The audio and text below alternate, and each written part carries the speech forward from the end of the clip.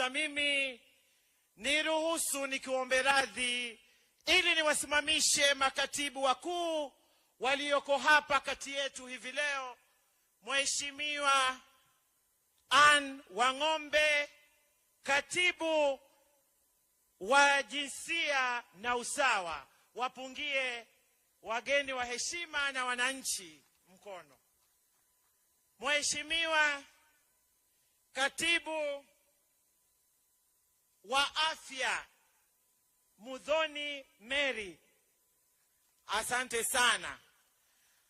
Mheshimiwa Rais wetu mpendwa tunayekuenzi, vile vile ni kuombe radhi niwasimamishe mawaziri wenzangu ambao leo wako hapa kwa ajili ya shughuli hii na kudhihirisha kwamba wewe rais wetu ni mtu unayejali, kiongozi unayejali maslahi ya kina mama na kuwajumuisha katika uongozi, kama vile theme ya leo inavyosema, nihusishe mimi kama mwanamke.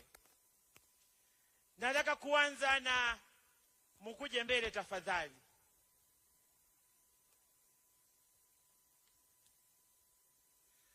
Yale yote ambayo ameyazungumza Mheshimiwa gavana wetu aliye mwenyeji wetu Mheshimiwa Cecil Mbarire kuhusu kina mama, kweli kina mama wana kazi ya kutoka lisaa la kwanza hadi masaa 12, ukichanganya na yale mengine 12. Nataka niwapongeze, na mimi nataka niwaimbie nyimbo moja tu kina mama. Najua nyinyi hamutanijibu kwa sababu labda hamuijui, lakini nichukue fursa hii Mheshimiwa Rais na kuomba radhi niwapongeze tu kwa njia ya kipekee.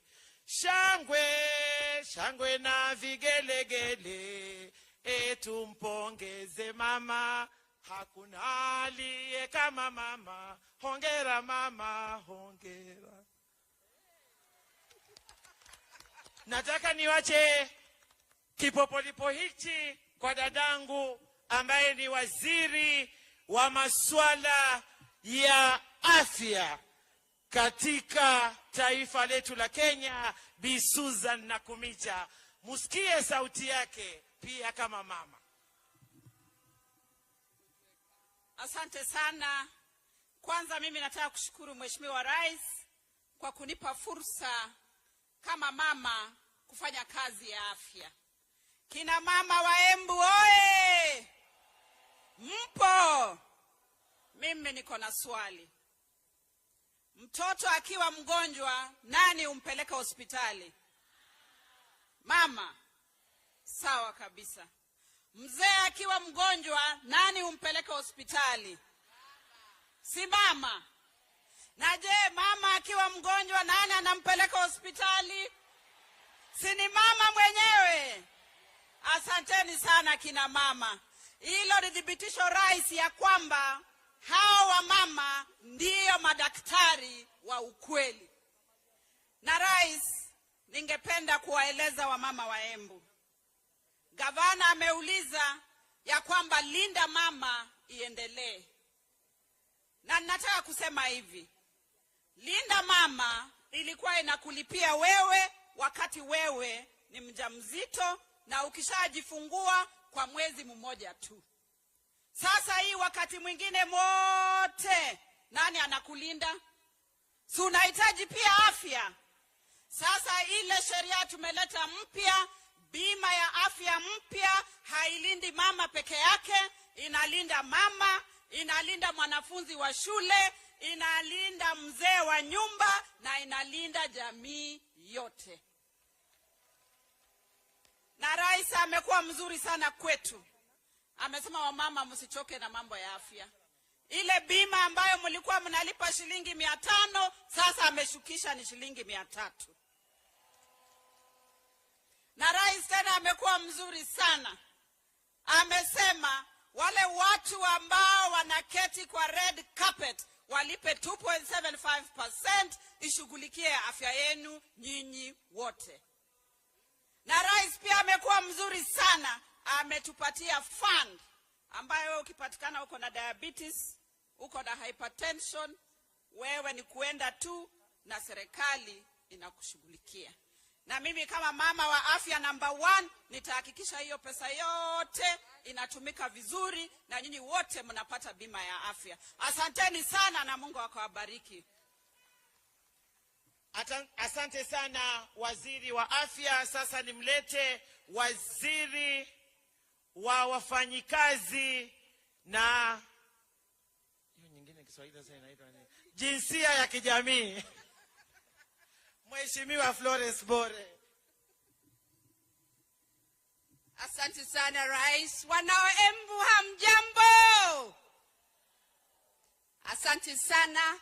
Niko hapa nataka kushukuru Rais na makamu wake kwa ile nafasi ambao wamenipatia kwa Wizara ya Labor na Social Protection. Hapo ndio ninashughulikia na kutafuta kazi ya watoto wetu kule ng'ambo, na pia ninashughulikia zile pesa ambazo ni za inua jamii ambao tunawapatia wale ambao wajiwezi kwa society. Kwa hivyo nataka kuwapongeza nyinyi wote kwa kukuja siku ya leo na kuwatakia Happy Women's Day. Sasa nataka nimlete waziri wa biashara na viwanda, Waziri Rebecca Miano.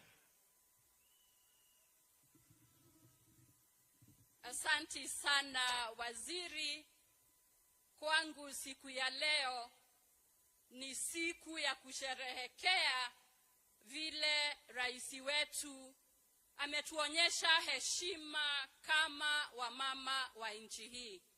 Na mimi kama waziri wa biashara, kazi yangu rais amenieleza, lazima nitafutie soko mazao ya wakulima, nitafutie wananchi biashara, na ndio maana mnaona tunajenga County Aggregation and Industrial Park, tuko na Export Promotion Zones na miradi mingi kabisa. Na kwa wakina mama na wakaribisha kabisa katika wizara yetu, tuko na mpango unaitwa Wekeza Dada, ambao uko na fedha za kushikilia wamama wale wanataka kuwekeza na kuimarisha biashara zao.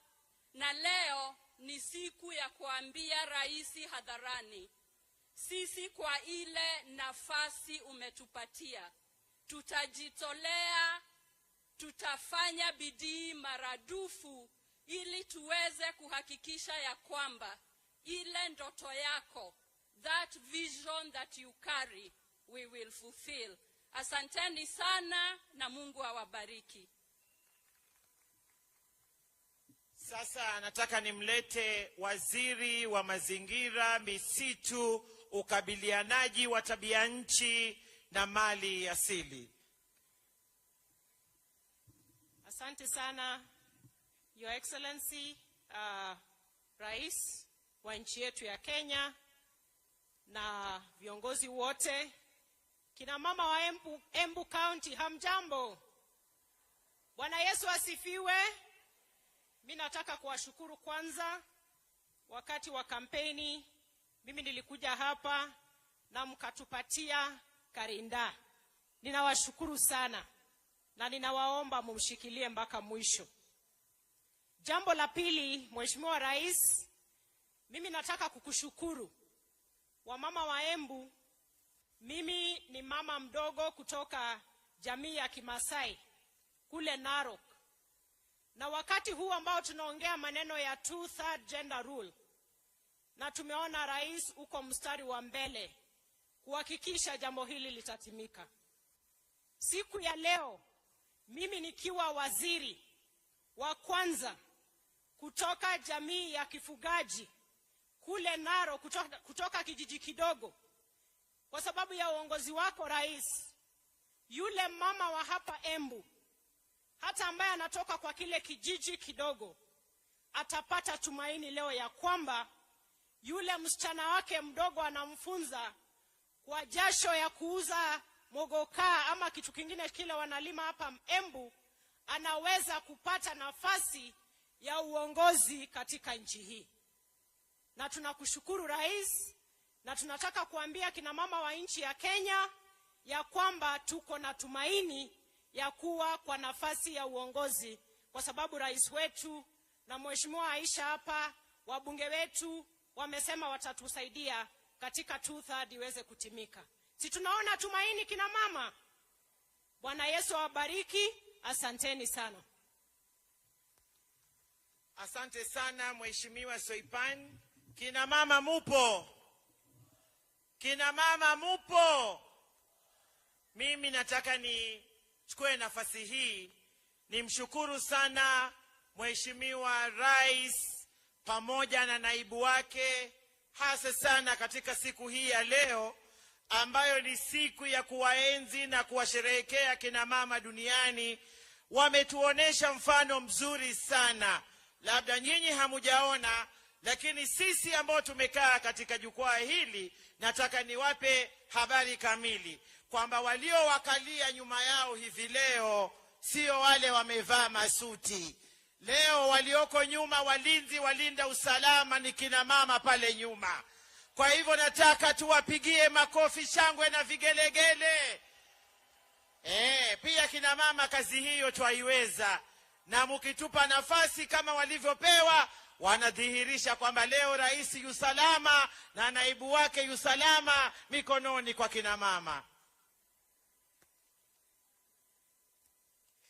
Your Excellency, as the women of Kenya, we are deeply honored by your presence today as our chief guest of this year's International Women's Day. This, Your Excellency, is a clear demonstration of your commitment of the empowerment and advancement of women and girls in our country. Your Excellency, this year's theme, Invest in Women to Accelerate Progress, align perfectly with the Kenya Kwanza Women Charter, which you committed to, and your bottom-up economic transformation agenda, popularly known as BETTER. Your Excellency, as the Cabinet Secretary for Gender, Culture, the Arts and Heritage, yesterday at the launch of the G7 strategy, I promised to share some of our progress that the ministry have made through your support, Your Excellency. And one is the development and validation of the National Care Policy 2024.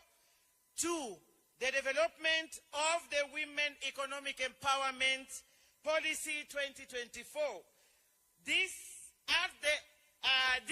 all, Your Excellency, are at the advanced stage and will be concluded by end of this month. Your Excellency, this will be a great milestone in Kenya as being the first ever women economic empowerment policy aimed to reducing household poverty, increasing economic growth, productivity, and efficiency for women. Your Excellency, we are increasing our investment and support to the government-owned gender-based violence rescue centers from the current, and increasing the numbers from the current 3 to 15 by 2027 at a rate of 5 every financial year from 2024-2025 financial year, Your Excellency. Your Excellency, we have seen an unfortunate increase of femicide in Kenya. My ministry have moved swiftly to address this situation, and we reached out to my cabinet colleagues in the ministries of Education, Interior, Health, and other stakeholders, religious leaders, and non-state actors to conclusively address these challenges, Your Excellency. And in the same breath, we are reviving we are reviving, or rather reviewing, the gender-based violence policy to reflect our realities, Your Excellency. Additionally, Your Excellency, on the implementation of the 2/3 gender principle, which you have led from the front, I am excited that we are making a very good progress, and I want to appreciate your demonstrated political goodwill in making this a reality. Finally, Your Excellency, I want to thank you, Your Excellency, for your support and your contribution towards this noble event today here in Embu. To our development partners, led by the UN Women Representative, Ms. Anne Mutavati, thank you so very much for your unwavering support. Kina mama, mengi raisi atayazungumza. Nina imani ya kwamba kikapu chake kimejaa kwa mazuri, lakini yote 9, 10 ni kwamba sisi kama kina mama, Mheshimiwa Rais, katika taifa letu la Kenya, tulikushikilia, tutakushikilia na tutaendelea kukushikilia, kwa sababu hatuja roho zetu kama kina mama, roho zetu kama kina mama, sisi katika taifa letu la Kenya, anayetuenzi kama unavyotuenzi Mheshimiwa Rais. Jana ulitumia masaa mengi sana kuja kuwapongeza na kuwapa nguvu dada zetu magavana, na katika historia tangu katiba hii ya Kenya izinduliwe mwaka wa 2022 tumepata magavana 7, Your Excellency, na 4 kati yao wametoka katika chama tawala ambacho wewe mwenyewe ndiyo kiongozi, na haingewezekana bila juhudi zako. Hawa dada zangu wana ushuhuda wa kutosha. Na ulivyoeka kipaumbele Mheshimiwa Rais kutimiza mapenzi ya katiba yetu katika kutimiza kile kitengo kimoja cha kikatiba cha 2/3, Mheshimiwa Rais, sisi kina mama katika taifa letu la Kenya tutakuenzi na kukushikilia. Ninajua una uwezo, una nia na una nguvu. Yote haya yatatimia. Kina mama, nimesema machache tu, lakini mengi Mheshimiwa Naibu wa Rais na Rais wetu watakuja hapa kuyazungumza. Ila mimi nikushukuru pia vile vile Mheshimiwa Rais kwa kila juhudi ambayo unaifanya, kwa sababu unapozingatia afya na kuitengeneza kuwa chombo ambacho kitafaidi kila Mkenya, atakayefaidika zaidi ni mama. Mheshimiwa Rais, njia zinapotengenezwa, wanaopita kwenda masokoni ni kina mama. Mheshimiwa Rais, tunapopata maji mpaka mitaani na nyumbani, wanaofaidika zaidi ni kina mama. Mheshimiwa Rais, mimi nataka nikuambie ya kwamba juhudi zako tunazihisi, ambaye hazihisi ni hayawani, lakini sisi wenye akili zetu, sisi wote tunazihisi. Kwa hivyo mimi nataka nikushukuru, na kama waziri wako wa jinsia na usawa, Mheshimiwa Rais, tutazidi kukusaidia na kuhakikisha ya kwamba kina mama kama unavyosema ndio wapigaji kura, ndio wengi, ukazidi kuendeleza kazi hii. Na bila shaka, bila tatizo, bila tashwishi, tunaposherehekea siku hii tunasema tunaangalia tulikotoka, mahali tulipo na kuendelea mbele. Kwa hivyo kule tumetoka ilikuwa ni kubaya zaidi, mahali tulipo. Asante Mheshimiwa Rais kwa kutukwamulia mambo mengi ya kiuchumi, afya na hata katika kuongezeka kwa nafasi za uongozi wa kina mama katika serikali yako. Tunapoendelea mbele, mimi sina cha kukupa ila kusema tu 10 Express. Asanteni sana. Ni wakati wangu sasa nimkaribishe kiongozi mwenyekiti wa magavana, Mheshimiwa aliye pia gavana wa Kirinyaga, Mheshimiwa Anne Waiguru.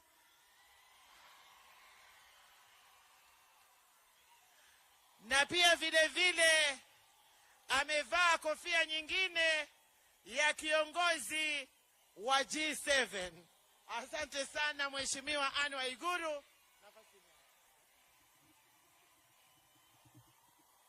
Wamama hai.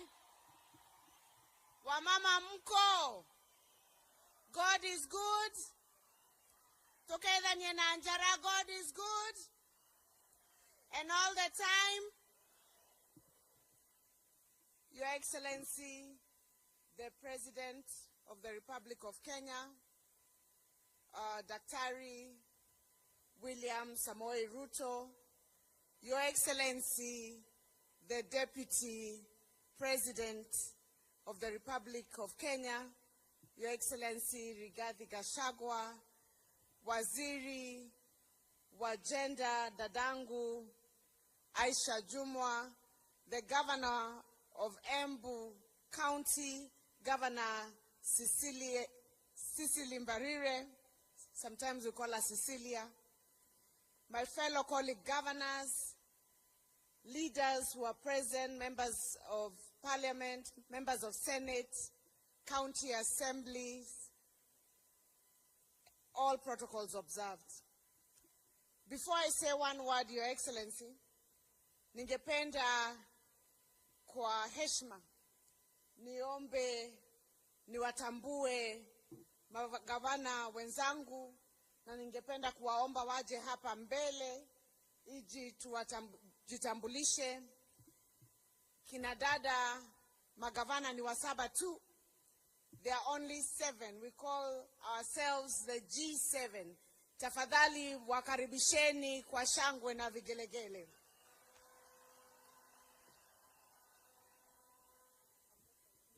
Ningewaomba dada magavana waje wajitambulishe kwa jina na wasalimie watu wa Embu, na tutaanza na dadangu kutoka Kwale, Her Excellency Fatuma Achani kutoka kule Kwale. Karibu gavana. Shukran sana Chair.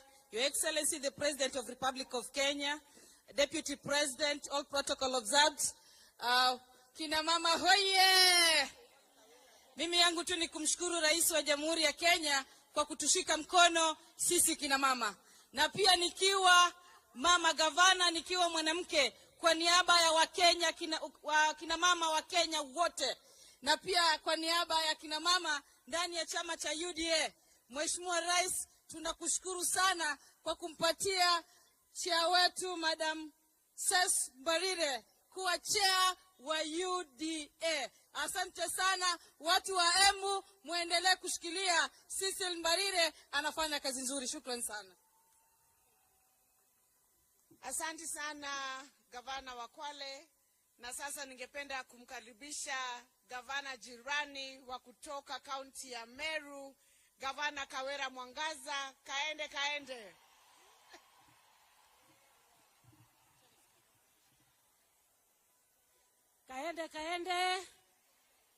Kabati. Kaende.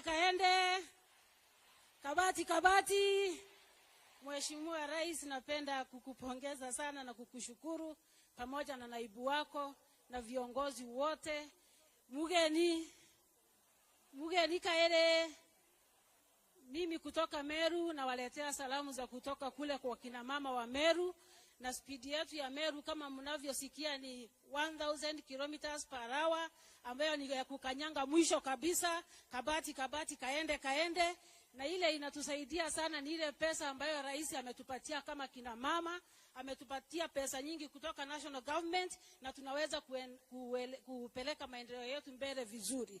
La pili, Mheshimiwa Rais, napenda sana kukushukuru kwa sababu ya kupatia dada yetu Karinda kiti kubwa ya UDA. Mungu akubariki sana. Kama kina mama tunasema tuko pamoja na wewe, tutaendelea kukushikilia. Na sasa kwa sababu mimi ni jirani wa Karinda hapa, ninaomba ombi moja Mheshimiwa Rais, tukimaliza hii ya International Women's Day siku ya leo, mwaka ujao tembea Meru, ukuta wa kina mama wa Kabati kaende, na Mungu awabariki katika jina la Yesu. Asante Gavana Kawera. Na sasa ningependa kuita Gavana wa Nakuru County, Gavana Susan Kehika. Wamama wa Embu hamjambo. Kwanza niseme nimeleta salamu kutoka upande wa Nakuru. Mumeziamkia? Haya, God is good and all the time. Yangu sio mengi leo isipokuwa tu kusema asante sana kwa kushikilia dada yangu, your governor Karinda says. Mimi nimekuwa Nairobi wakati once tukiwa na mheshimiwa governor says, na kila siku akiamuka anatembea kila ministry akitafuta projects za kuleta upande wa Embu. Na nikimuuliza ananiambia ako very focused kwa sababu anataka ku make sure Embu imepata maendeleo kabisa kutoka serikali ya Kenya Kwanza and our president. Your Excellency the President, asante sana for making our chair of UDA Governor says. She is up to the task. She is good. She understands what to do and what is needed. Na kwa hivyo tuko sawa kabisa kama chama under uongozi wa dada wetu says Barire. So thank you very much Embu, na muendelee kumshikilia. Thank you, asante.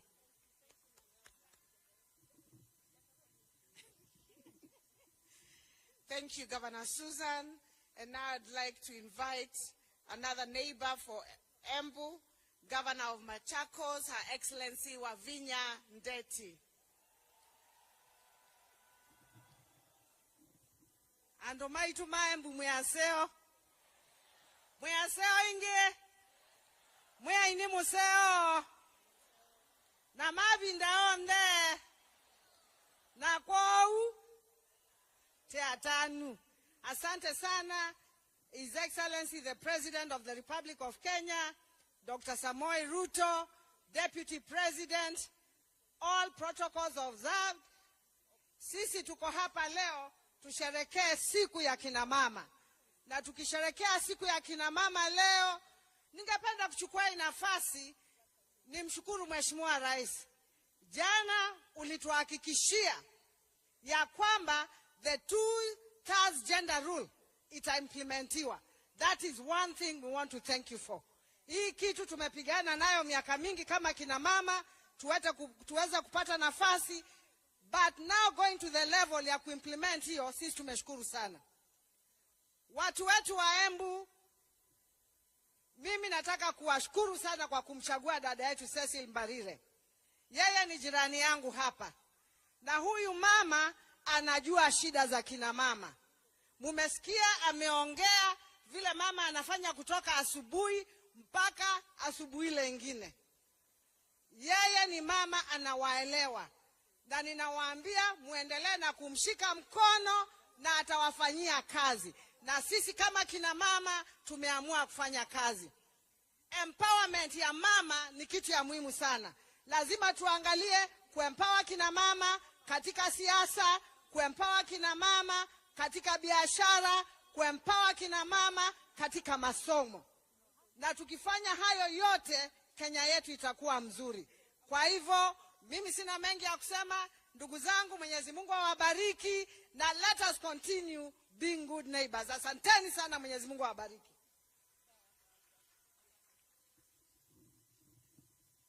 Asante sana. Na sasa tukienda kumalizia, tumkaribishe gavana wa kutoka kule upande wa Nyanza, gavana wa Homa Bay, Gavana Gladys Wanga. Asante sana, Your Excellency the President, Your Excellency the Deputy President, kina mama wa Embu Muriega. Muriega rege. Ngai ni mwega. Ede shode.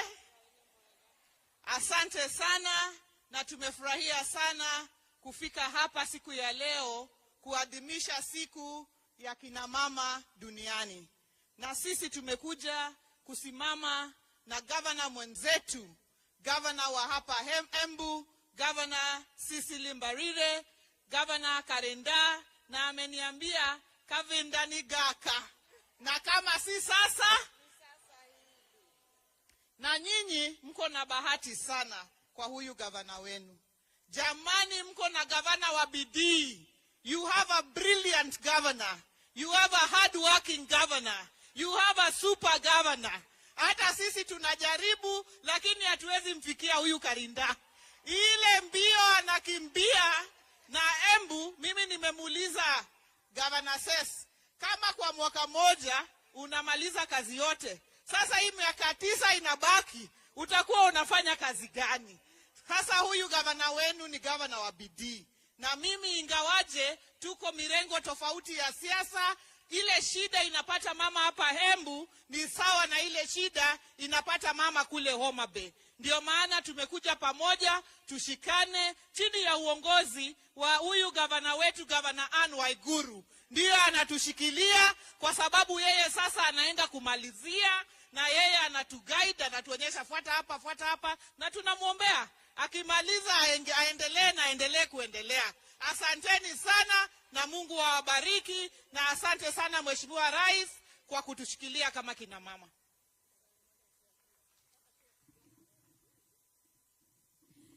Asante sana, Excellency Governors.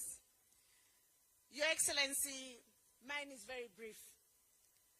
On behalf of the 7 governors, first of all, tungependa kukushukuru kwa kuchagua kaunti moja ya kina mama kufanya sherehe hii ya International Women's Day. We don't take it for granted. Ungekuwa kule Nairobi, ama ungeenda Mombasa, ama mahali pengine. Lakini wewe, kwa sababu unatambua kina mama na gavana ambao ni mama, tunakushukuru kwa kuchagua Embu. Na sisi, Your Excellency, na wamama wa Embu, ningependa kuwajulisha hivi. Sisi kama kina mama magavana, tumekuja pamoja. We have come together under a strategy ambayo tunaita G7. Na kwa nini tuje pamoja? Tumekuja pamoja, tusimame pamoja, ndio kwa sababu natuona tuko hapa sisi wote. Juzi tulikuwa kule Homa Bay, jana tulikuwa Nairobi tukilaunch, na tutazunguka kaunti zote za kina mama ili tupatiane nguvu, tupatiane maarifa, tusaidiane kikazi, ili wamama ambao wamechaguliwa ambao ni 7 tu kati ya 47 wawe kielelezo ama mfano to the other upcoming leaders.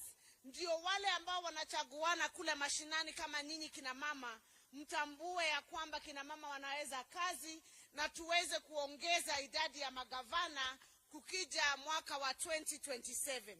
Tulikuwa tunasema juzi ya kwamba tunataka kutoka G7 to G16. Lakini tukapewa challenge na His Excellency the President na wageni ambao walikuwa wamekuja jana, wakatuliza, lakini kwa nini msifike G20 ama 24? Kwa hivyo sasa tunasema from G7 to G24, which is 50% of all the seats of governors. Ya kwanza ningependa kuwauliza nyinyi kina mama wa Embu. Governor Cecily anafanya kazi ama hafanyi kazi? Anafanya kazi ama hafanyi? Mkiangalia hiyo mwaka moja Governor Cecily amefanya kazi, mnamtambua? Tutaomba kama kina mama magavana, wangapi hapa watasimama na Cecily hivyo amewaomba, mumsaidie ndio aweze kutimiza ahadi zake za kazi, na mumrudishe kwa kiti mwaka wa 2027 and oppose? Nionyesheni kwa mikono. Mimi nataka wale wote ambao wako Embu na wanahisia kusimama kiti ya governor,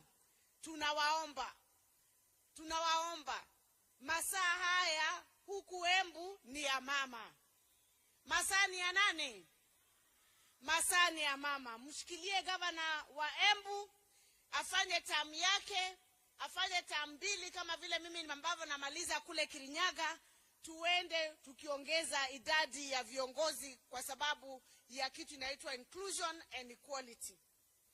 Haya maneno mengine yote yanahusu kina mama.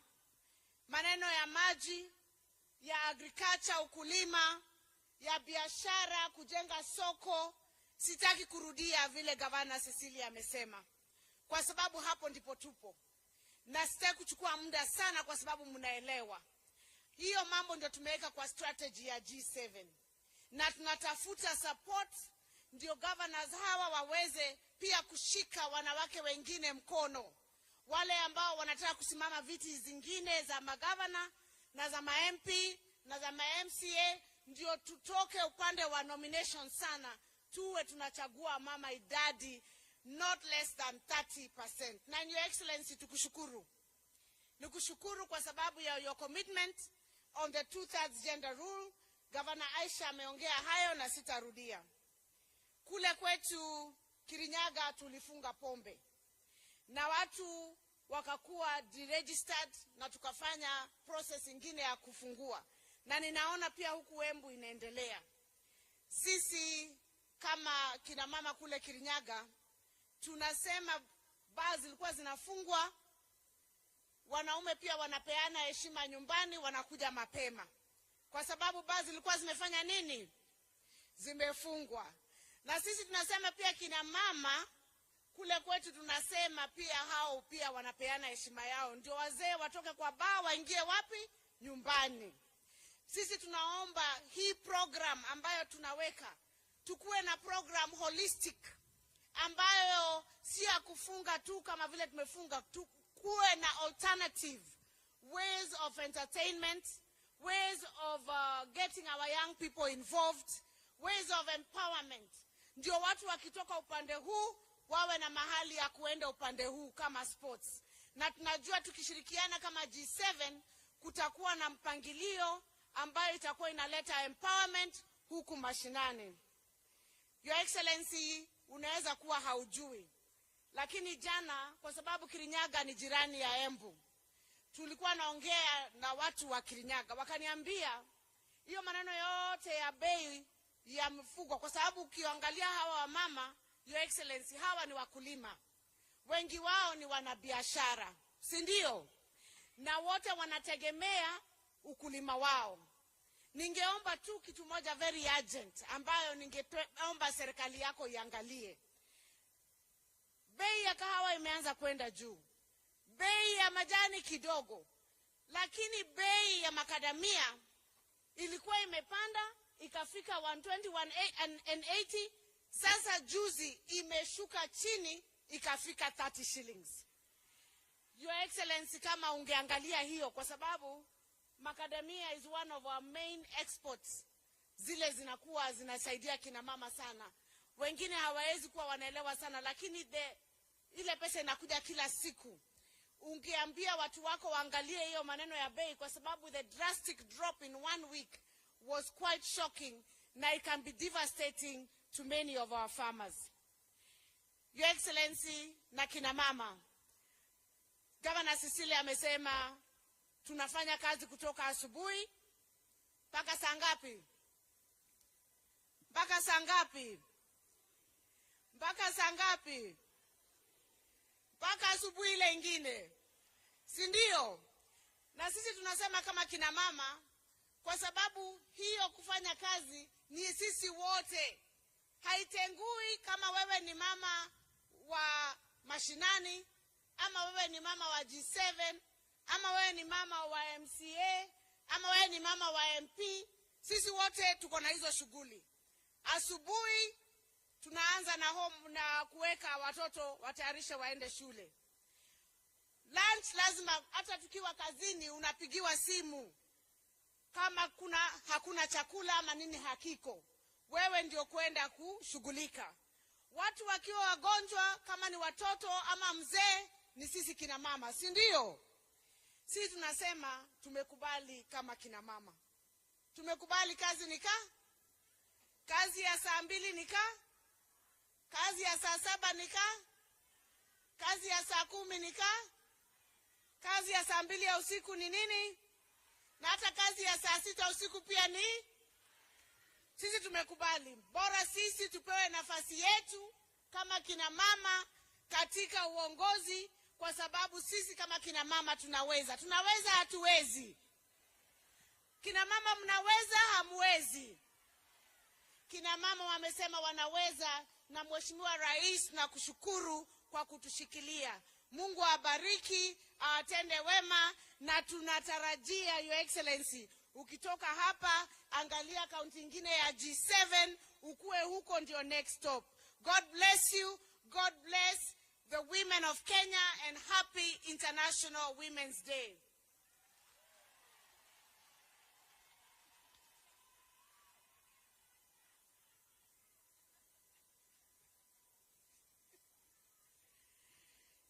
Na sasa kwa heshima, na naomba msamaha, kwa heshima kuu ningependa kuomba kumkaribisha naibu wa rais aje atuongeleshe, His Excellency Rigathi Gachagua aka Rigi G. Karibu naibu wa rais.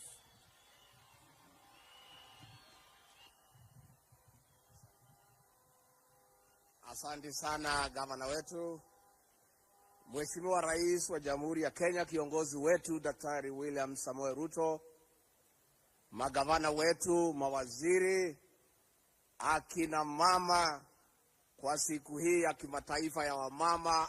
Wamama hoi!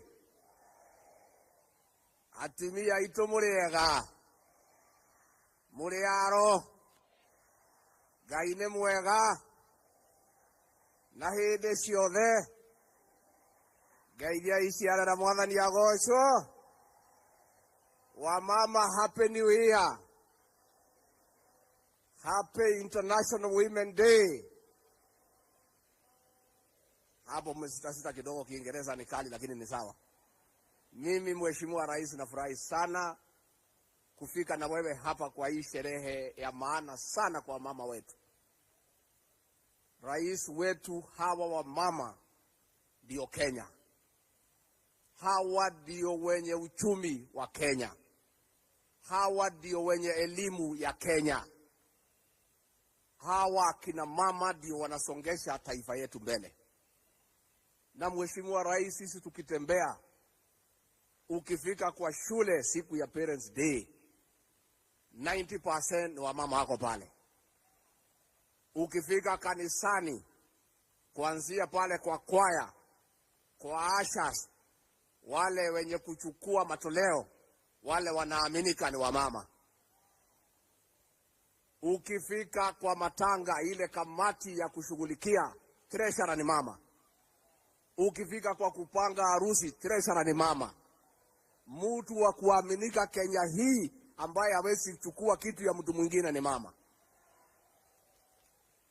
Na rais, hata kwa uongozi wako, ukweli usemwe tukiwa hapa Embu, walioshikilia wewe kabisa rais, wakakuombea, wakasimama na wewe ukiwa na matatizo mengi, ni hawa akina mama wa Kenya.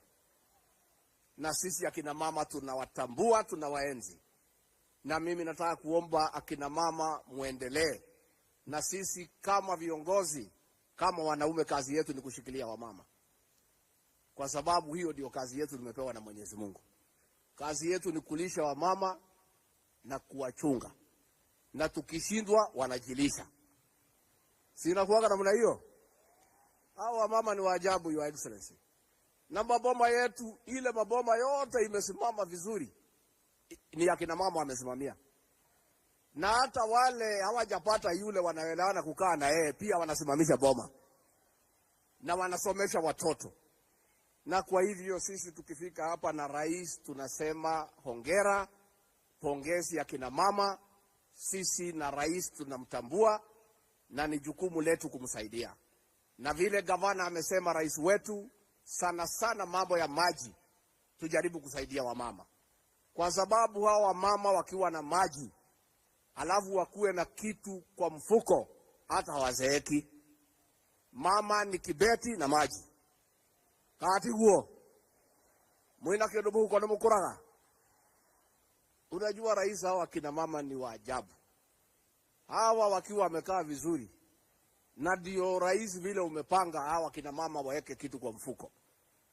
Tunataka hawa kina mama wakiwa na kitu kwa mfuko, kahawa imelipwa mzuri, makadamia, avocado, muguka, mama akuwe na kitu kwa mfuko. Bwana yake ampatie shilingi 3,000 kwa sababu ya kumpenda, bila kumwambia ataitumia na njia gani. Kwa sababu saa hii rais, mzee akipatia mama hata 1,000 anahesabu mpaka chinji, kwa sababu hakuna pesa nyingine kwa hiyo boma. Na hiyo giri moja ndio inafanya kunakuwa na mfurutano. Sisi tunataka hawa kina mama wetu wapate kitu kwa mfuko. Hata hawa wajitengeneze, wakae vizuri. Ndio ile mama wanavaa kitambaa ni siku tu ya sherehe ya kanisa, ile ya Women's Guild, Mothers Council, CWA. Siku hizi zingine mugathi oranyo mugekerwo kinyungu ikaruwe karuga maega mugathakara kati guo ugacoka ukoya ngiri ukaigira kwa mwendia wa ndugu ukamwira we mwendia nyita ngiri ino rehe kibura na kiria gitagwo kinyau ona ni njikare wega. Hivyo ndivyo tunataka kina mama wetu wakae. Kwa hivyo rais, sisi tunataka kusema chini ya uongozi wako mambo ya kahawa imeanza kuwa nzuri, bei imeanza kupanda. Mambo ya majani chai tulipata bonus imeanza kupanda. Maziwa rais wetu umesema kuanzia mwezi huu wa March kwa new KCC ni 50 kwa lita. Mambo ya makadamia ilikuwa mbaya sana rais, na wewe ukatoa agizo kwa waziri wetu wa biashara na sisi, na tukaketi chini na kuangalia ile maneno ilikuweko. Ni vile governor wetu wa Iguru anasema ilikuwa 30. Sasa imepanda, kwingine ni 90, kwingine ni 100, ikiendelea mbele. Hata wiki inakuja siku ya Jumanne nitakuwa nimeketi na watu ya avocado pia, tukijaribu kuangalia ile mikakati tutaweka ndio pia bei ya avocado iweze kuendelea mbele. Rais wetu ukituongoza, ulituagiza tuangalie mambo ya pombe. Watu ambaye wamehangaishwa na pombe, ile sumu ile ya kuua watoto, ni hawa mama. Imekuwa vijana wamekunywa pombe ile mbaya, wamelala kwa mitaro, mamboma imeangamia, tumekosa watoto, tumekaa kama nchi imepotea. Na rais umetuagiza tuweke mikakati, na serikali wiki hii chini ya uongozi wako imetangaza mipango kabambe ya kuondoa sumu katika Jamhuri ya Kenya. Wale wote watu walikuwa wanatengeneza sumu na kuuzia watoto wetu, hizo factory zote tumefunga, na polisi wameagizwa zile mafactory ambaye ni ya ukora, haina leseni, wasifunge na kuharibu hiyo mitambo ya kutengeneza sumu ya watoto wetu. Na tunaomba governors na viongozi mtuangalilie hao maofisa, tumewapatia siku 10 kumalizana na hizo mafactory ambaye ni illegal. Mtuangalilie, governor Iguru, governor says mtuangalilie. Mkiona hao officers wetu bado, chukua ile hatua inatakikana, mtueleze. Lakini nikiwa hapa katika magavana katika eneo hili, huyu governor Karinda na huyu governor wa Iguru, kwa hii maneno ya pombe walikuwa mstari ya mbele, hawaogopi hiyo watu. Wanaume wengine walikuwa wanatishwa na hii watu, wanaweka mguu hapa katikati ya mguu. Lakini hao magavana wawili, hata nilikuwa nimesema waume watoe longi wapatie, kwa sababu hawa ndio wako shujaa. So pia tunataka tuseme, tusaidiane ndio tuweze kurudisha vijana wetu kwa laini. Lakini hatusemi ati pombe inaharibiwa, hapana. Nyinyi kama mko na ile pombe nzuri imekubalika, muende muuzie ile wanataka kukunywa. Lakini ile sumu Hiyo hatuwezi kubali haribu watoto wetu. Kama mnamokwenda tuetekelie. Kwa hivyo rais, mimi nikimalizia kutoka hapo niseme watu wa Embu. Rais na mimi hatutachoka kusema asante. Adwa Embu. Adwa Embu. Mwegoko. Neinywe.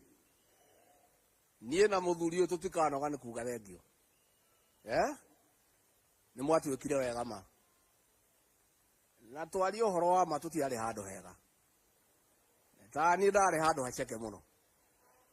Ithe mutio hera ndari. Mugituhoera Ngai, mugituhe kura, mugitutua thamaki, mugituhe kanya ga gutongoria.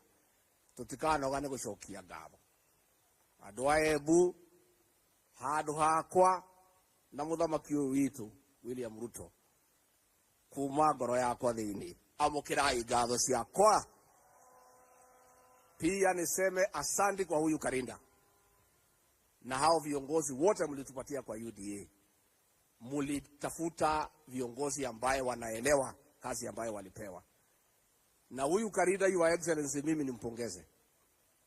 Kabla akuwe gavana hapa, watu wa Mbere na watu wa Embu hawakuwa wanajisikia wameshirikishwa kwa serikali. Na huyu Karinda ameenda Mbere, ameteua watu ya Mbere, amewaleta kwa serikali. Saa hii wa Embu na wa Mbere wanajisikia wako ndani ya serikali. Mimi nataka governor nikuambie well done. Hata vile umeongoza hii county, viongozi wote wanaongea sauti moja. Finally, mimi niseme, katika hii serikali ya William Ruto, mtetezi wa wamama number 1 ni Rais William Samoei Ruto. Na hii maneno ya 2/3 gender rule, mwenye ambaye atatimiza na atahakikisha imefanyika ni huyu kiongozi wetu. Aliketi chini kwa meza yake, akachukua kalamu na karatasi, akaandika maoni yake vile anafikiria inaweza fanyika, akatuma kwa bunge. Na ndio unaona serikali yake mawaziri ni 10. Na hao mawaziri wote ambaye ni wamama wanafanya kazi kwa njia nzuri sana. Na kwa hivyo wakina mama watapewa nafasi kwa uongozi. Na vile rais ulisema jana ni kweli, tumeongea na tutaendelea kuongea vile hawa wakina mama huko mbele watashirikishwa katika serikali kuu wakiwa na nyadhifa ambaye iko na uzito. Kwa sababu hawa wakina mama wamejionyesha ya kwamba wako na umaarufu na wanaweza kupewa nafasi ya kuongoza. Si hiyo tumekubaliana? Lakini wengine unajua haku wanaelewa. Rais alisema ataniongelesha, tuwapange pale mbele tukimaliza mambo yetu. Sasa wengine walikuwa nafikiria ni saa hii. So lazima sasa mngoja kwanza nimsaidie rais kwa kipindi chake. Ikifika kutamatisha hapo, rais mwenyewe atatuongoza, atatuonesha vile tutapanga hawa mama na vile mambo yao itakuwa sawa sawa. Katigo mokwenda. Nigo mokwenda. Kwa hivyo sisi rais tunashukuru wewe, you are the women defender number 1 and I bear testimony because tumeketi wakati mwingi tukipanga kazi, unauliza wakina mama wako wapi? Tukiteua mabasenda unasema wamama wako wapi? Hii wamama wako wapi? Enywe atimia itono mwagira kwevanga na muthuri we nimo kwevanga nake, nimo kwevanga nake mundu uria biu mutongoria wa Kenya wina bata na atumia ya Kenya na muthuri ugwitwo William Ruto. Kwa hivyo tuikare hakuhi nake, twevanga nake hau. Na hata akina mama viongozi mkae tu hapo karibu na rais, mjipange hapo karibu vile amesema. Anaona nyinyi, ana study, anaona vile mnaendelea, mkae tu hapo karibu na rais, mkae hapo karibu na mimi, pange mambo yenu iko mbele, itakuwa sawa. Nemo kwenda tuamukire muthamaki. Mwi tayari? Gemine cigana ciaka hi. Rwa mbere. Rwa keri. Rwa gatatu. Rwa kana. Rwa gatano na madaru makofi. Karibu kiongozi wetu, useme na akina mama na uongeleshe taifa la Jamhuri la Kenya.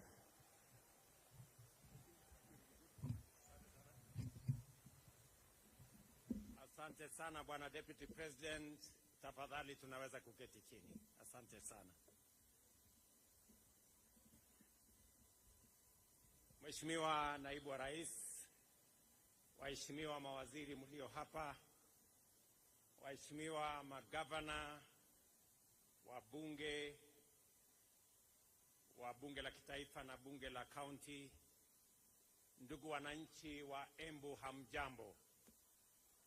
Kina mama hai, kina mama hoye, kina mama hamjambo. Bwana Yesu asifiwe. God is good and all the time. Asanteni sana. It is a great honor for me to participate in this critical event, the commemoration of the International Women's Day is a dedicated opportunity for us as a nation to reflect on the progress we have made in promoting greater inclusion of women in order to realize gender equality and create the necessary conditions for inclusive prosperity and also national development. The terms under which we pursued development in the past consigned us to slow, inadequate progress because of the underlying fundamental inclusivity deficit, which marginalized regions, excluded sectors, and disenfranchised women. Not only did the majority of our people end up poor and deprived of opportunities to change their prospects, but structural and systemic discrimination also guaranteed that women inevitably fell among the most vulnerable people in our society. It is difficult today to take seriously any growth and development strategy which deliberately leaves behind everyone, let alone 50% of our communities and national family. Yet we realize with clarity that historically this is what happened with all development initiatives which did not proceed on the basis of inclusivity and equality. Unemployment in general denied women the opportunity to participate in production, and through archaic institutions which denied women equality, women who worked hard were deprived of the fruits of their contribution and labor. As a result, we were not only marginalized, but also perpetually vulnerable to much greater exploitation, violence, insecurity, conflict, ill health, and every other adversity to which our societies were prone. Even today, there are many parts of our country where the mental image of wealth, power, and status is still male, while that of poverty and suffering is female. It is highly self-contradictory for a society to rapid economic development while sustaining structural conditions which exclude half of the people, and yet that is exactly what failure to implement full inclusion of women and gender equality does. Under Article 10 of our Constitution, it requires us to observe and actualize human dignity, equality, social justice, inclusiveness, non-discrimination, and the protection of the marginalized as national values and principles of governance, which must define both the process and outcomes of every economic, social, cultural, and political endeavor. Under Article 27(3), the Constitution stipulates that women and men have the right to equal treatment, including the right to equal opportunities in political, economic, cultural, and social spheres. To ensure that inclusion remains at the agenda of national renaissance, the Constitution mandates the state to take legislative and other measures, including affirmative action programs and policies, to redress any disadvantages suffered by individuals or groups because of past practices. More specifically, these measures should implement the principle that not more than 2/3 of members of elective or appointed bodies shall be of the same gender. Our blueprint for radical national transformation must therefore be underpinned by the imperative to facilitate the full engagement and robust participation of women in every dimension of our development agenda. The bottom-up economic transformation agenda thus recognizes the unprecedented radical power in facilitating the full contribution of all our people in every sector, rather than just half of them. Twice as many opportunities will be created and exploited, and twice as much productivity will be unlocked. In our plan, we recognize the need to change the prevailing conditions and situations where female participation is key in key economic sectors remain minimal, with a vast majority of those women who participate being consigned to low-income employment and enterprise and under poor working conditions. Generally speaking, women remained excluded in decision-making within our governance and political institutions, while millions suffer or are vulnerable to sexual and gender-based violence. Moreover, health services have been inadequate for the needs of women and remained inaccessible and unaffordable. Environmental degradation, pollution, and climate change have complicated the lives and livelihoods of women, increasing their responsibilities in unpaid care work and thus accelerating poverty, early marriage, childhood pregnancies, and other disadvantaged conditions. Through highly intentional interventions, our bottom-up economic transformation agenda prescribed a pathway to transform the conditions, contributions, and participation of women in national development by deliberately eliminating every cultural, political, social, and other excuse for treating women unjustly. To achieve this, we recognize that we would have to direct unprecedented levels of investment to promote inclusion and affirmative action in socio-economic sectors. Specifically, we undertook to provide financial inclusion and capacity building for women through interventions like the Hustler Fund in women-led cooperative societies, chamas, merry-go-rounds, and table banking initiatives, and to take measures to protect them from predatory lenders. We've also resolved to be highly intentional, as I was requested here by the women rep of Embu County, in actualizing the constitutional gender inclusion principle, or the one-third rule, through various strategies, including at the party level and policy levels for elective representative positions in Kenya. Our agenda also committed to confront the issue of violence against women more directly, including through the deployment of increased personnel at the gender desks in our police stations and enhanced funding for the anti-female genital mutilation campaign, as well as upholding the dignity of girls and women, especially in learning institutions, by providing menstrual hygiene products free of charge. The impact of this investment has been radically transformative.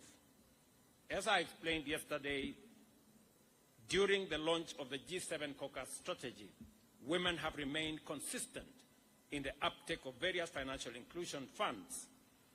And at the same time, we have disbursed 942 million to 1.4 million women who are members of 53,000 women groups and that are already accessing affordable financial facilities through the Women Fund. I have asked the CS responsible for Women Enterprise Fund, Madam Aisha Jomo here, that we will do at least 3 things that must make women enterprise significant, different, and intentional. Number 1 is to eliminate the requirement for collateral when women are borrowing money from Women Enterprise Fund. Number 2, to reduce interest rate for women borrowing under Women Enterprise Fund to only 6%. And number 3, that we are going to enhance the money as the ministry works on eliminating and structuring the fund so that we can reach more women in Kenya. I also undertook yesterday that on the matter of the 2/3 gender rule, I am happy that members of parliament have now committed that the quest, the search for this solution on the 2/3 gender rule will be found this time round.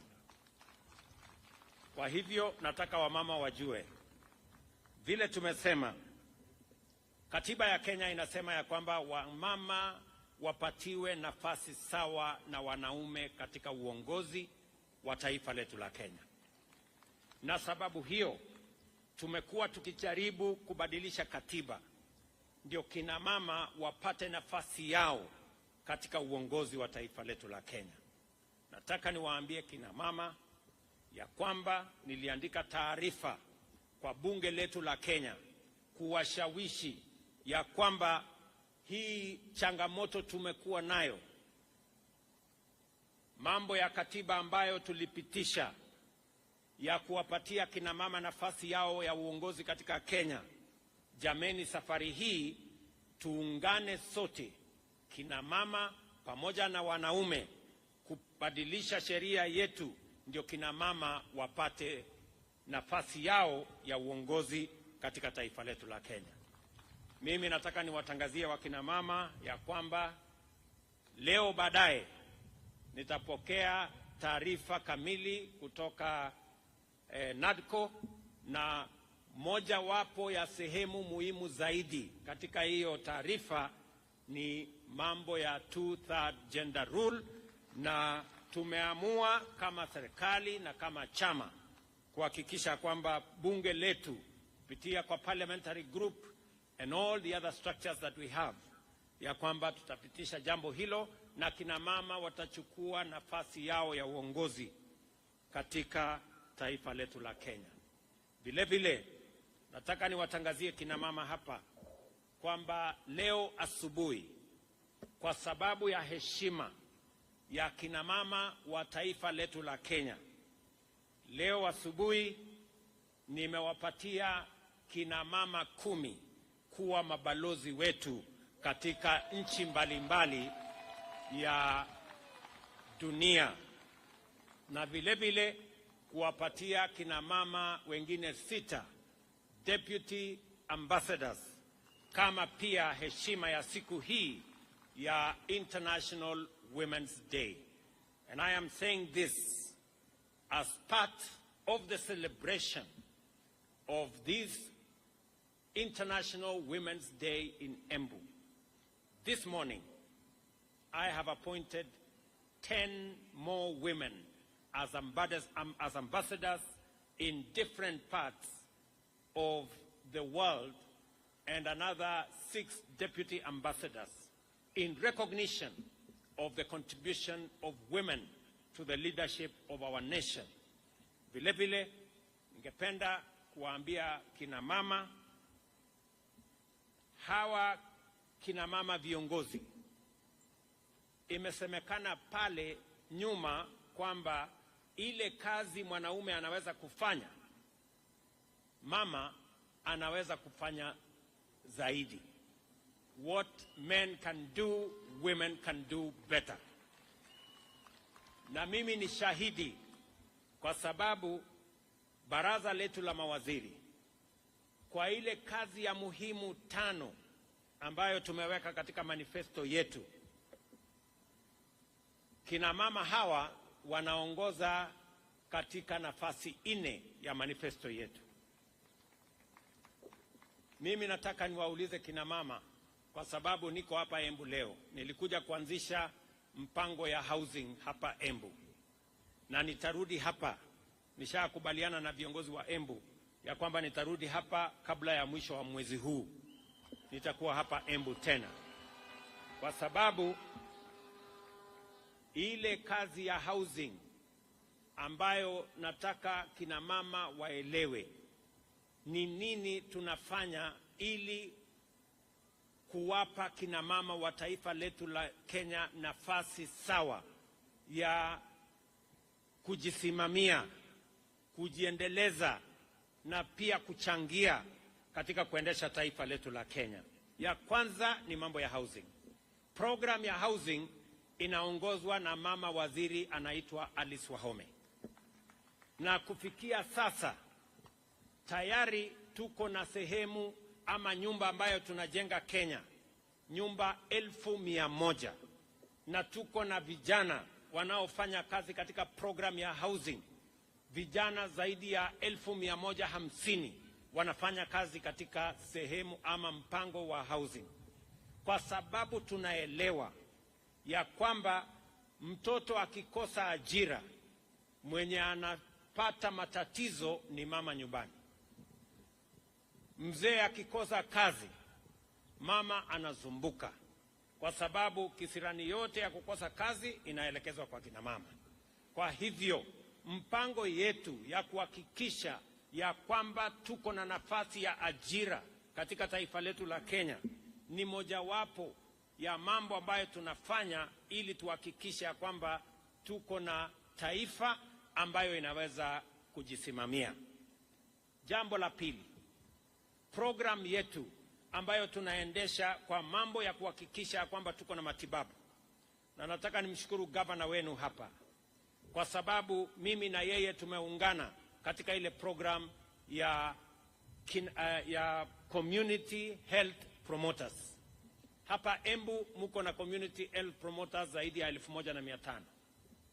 Hawa wote wametambulika na huyu mama Ses Mbarire, na mimi nimempatia equipment ya kuhakikisha ya kwamba wanaweza kwenda kusimamia mambo ya matibabu katika kila kijiji.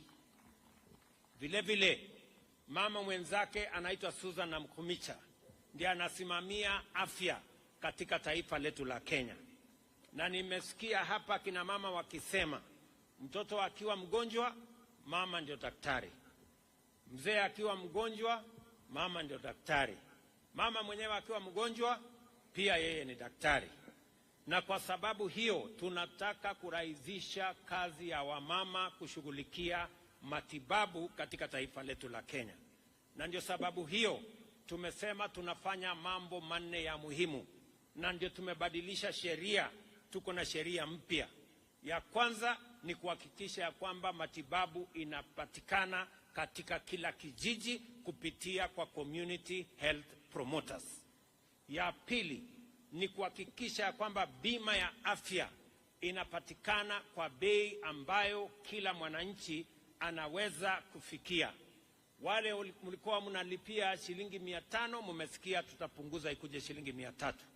Na wale ambao hawana uwezo kabisa, kwa mara ya kwanza, wale ambao hawana hata hiyo 300, kwa mara ya kwanza tumesema tutawalipia kama serikali ya Kenya.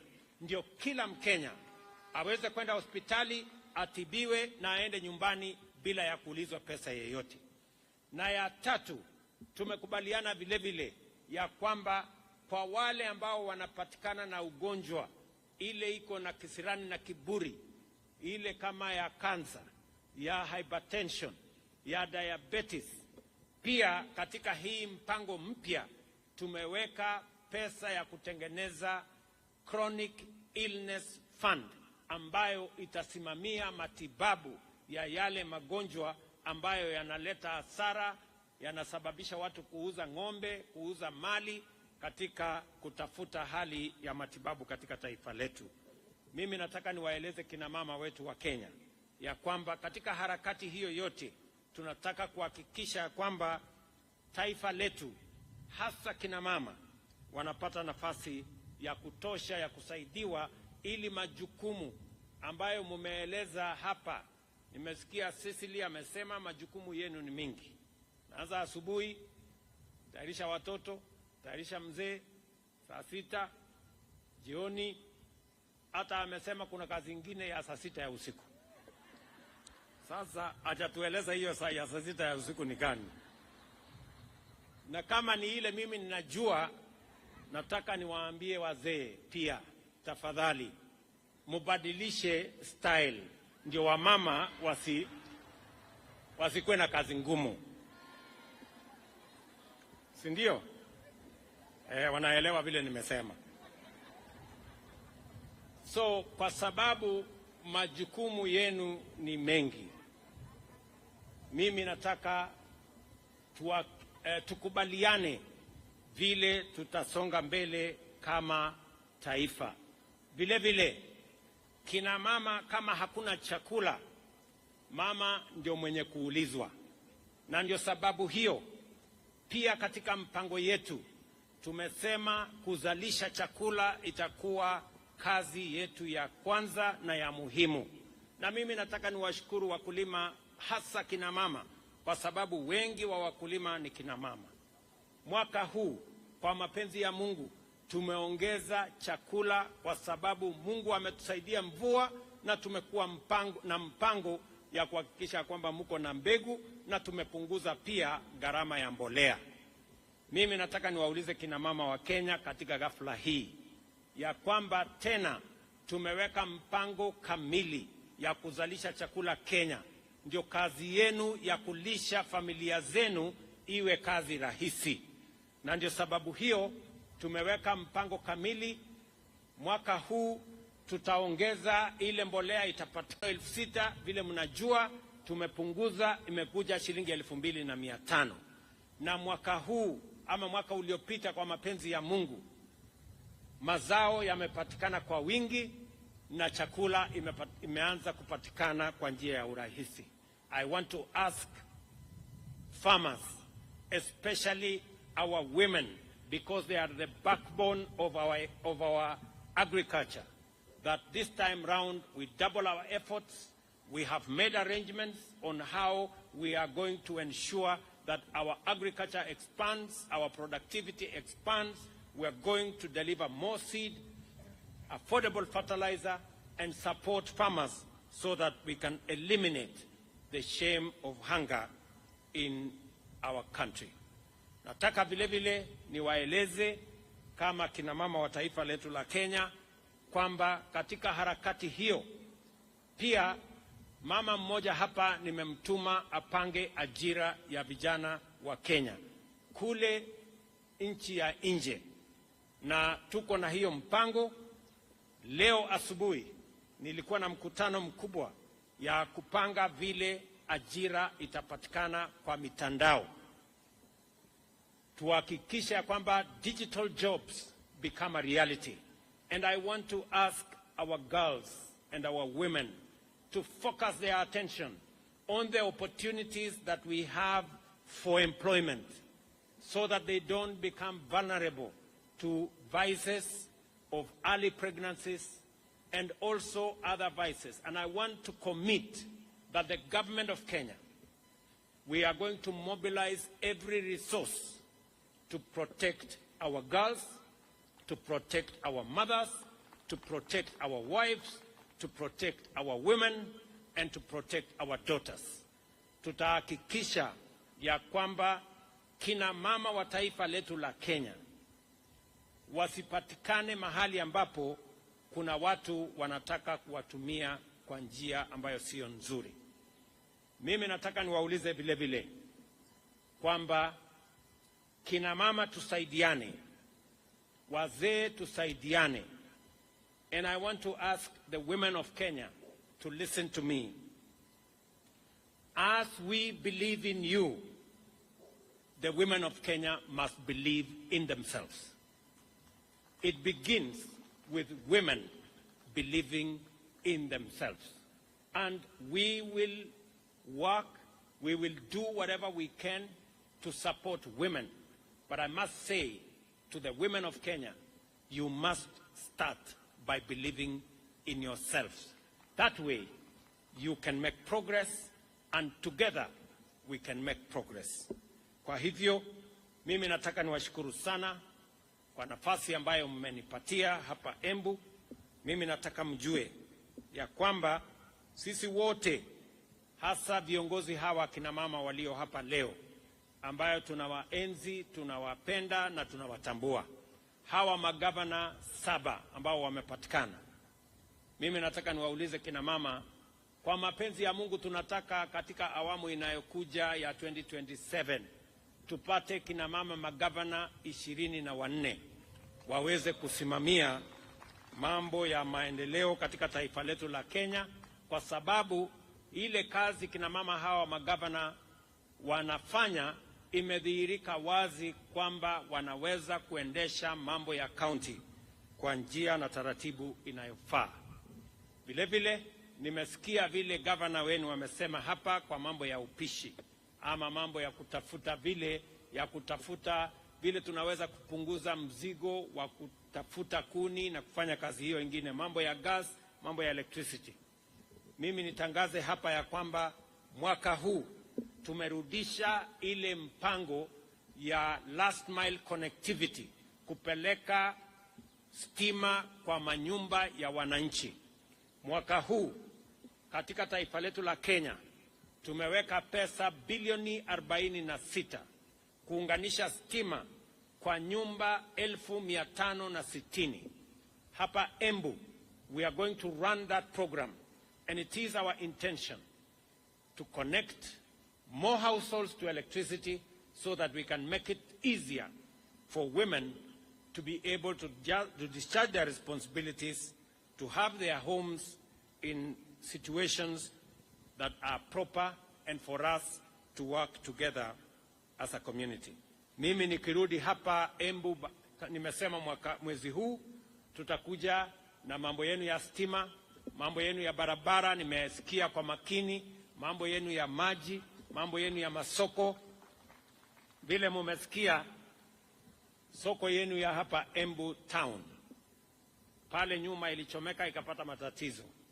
Mimi nataka niwaambie sasa tumeweka pesa ya kutosha, tutajenga soko hii hapa Embu town, na vile vile tutajenga soko ingine 8 hapa Embu county. Na hizo soko zinaanza vile mmesikia governor amesema inaanza kuanzia next week, na sio hapa Embu peke yake tunajenga soko. Mimi niliahidi mama mboga atafanya kazi mahali kuna heshima, mahali kuna stima, mahali kuna maji, na mmesikia hata kama umepata mtoto, hizi soko tunajenga, unaweza kwenda na mtoto kazini.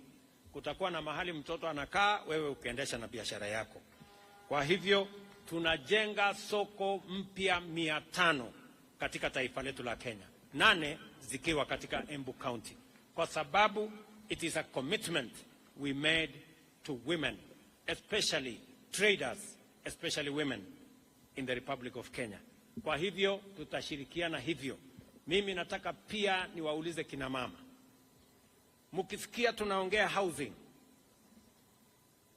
nyumba ama boma ni ya mama ama ni ya mzee?